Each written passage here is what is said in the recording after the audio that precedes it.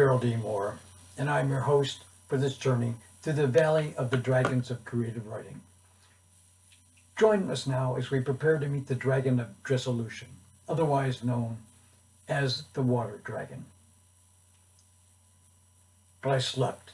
My body was worn from too much fear, too much wonder, too much mystery.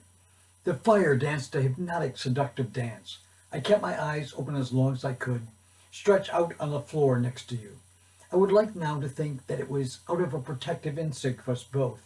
But even then, I knew it was because I feared you were waiting for me to sleep so that you could sneak out with a man who was once old, but who had before my eyes gotten younger each time he looked at you. This land of the water dragon is truly filled with mystery, and I've never felt so lost, then or now, as I did that night. There was a distance between us by the time you closed your eyes and slept. You slept the sleep of an innocent, but I had seen the way this creature, who poses our friend, intrigued you and guided us. What had I to offer you? I was a poor villager pursuing my dream of becoming a great storyteller, as were you. Somehow this man was the key to passing through the next gate, and to my shame, I could not help believing that you would pass through it with him and leave me locked on the other side. The old man, grown young, had built a vigorous fire, and as the storm winds howled outside, the cave was yet warm. The floor was hard and cold, but he had lent you his cloth to lie on before I so much as thought to offer mine. Instead, I was more watchful to see how you looked at him than I was thoughtful of your needs. The old man sat high on a stone throne made of a simple ledge and a boulder. His goat stood beside him like a watchdog. My last memory before I fell into the deep pit of suffocating sleep was the vision of your hands folded beneath your head, your face towards me, but your heart somewhere else.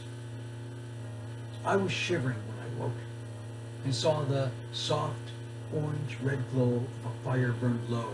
With a quick reach of my hand, I found that where you had once laid beside me was now only cold ground. Had you saved me from the dragon of blackened fire to leave me by myself in the land of the water dragon? For a brief, self-pitying moment, I lay back and closed my eyes, my body more aware than my mind that a man is less for the loss of love than loss of a limb. Will you lay there all night? Asked a rough voice.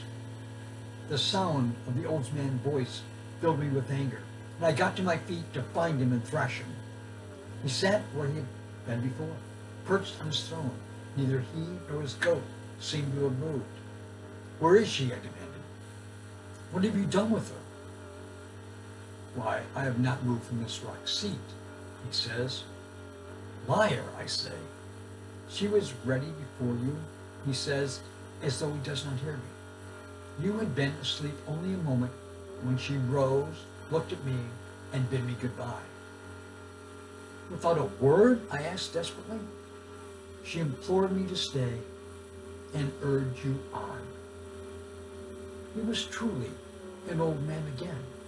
I was mystified by his many changes. White mist floated into the cave and moved about like spirits looking for kin. The storm had left us, and in its place, the world outside the cave seemed a dim world of dreaming fog, restless and in search of a dreamer.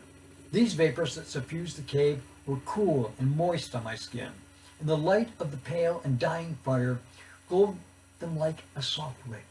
Yet for all that, I could see that his hair was white again, his skin wrinkled, and his back bowed slightly toward me. Who are you? I cried. You're old and young and old again in the same night.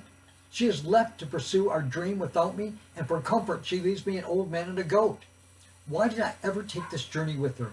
Why did I ever trust her? The old man stood slowly, painfully. He pulled his cloth tight around him, gathered his shoulder purse and his stick that he must have brought in while gathering wood for the fire. Take the goat's tether, he told me in a voice tired as threadbare dreams. It's time for you to meet the water dragon. By myself, I say? How can I meet the water dragon without her? We traveled together until we met you. You traveled together until you distrusted her, he says. Come, there is not much time left for words. In the presence of the water dragon, Words are not allowed. Remember that, young lad. Hear this too. What you can carry is not worth having. What you can use is useless to pass through the gate. Only that which has no substance is real. I close my eyes tight, beat my chest, and to my shame, wail. How will I understand this nonsense without her? She is my hope, my only guide. Two things more, whispers the old man as he steps toward me. This you must always know, for the water dragon shall let you pass. You make what you see and follow the goat. Enraged, I open my eyes and then my mouth, but only my eyes stay open. There is no one to speak to. I'm alone with the goat. That's all for today. Join me for the next episode of The Dragons of Creative Writing. Until then, keep writing.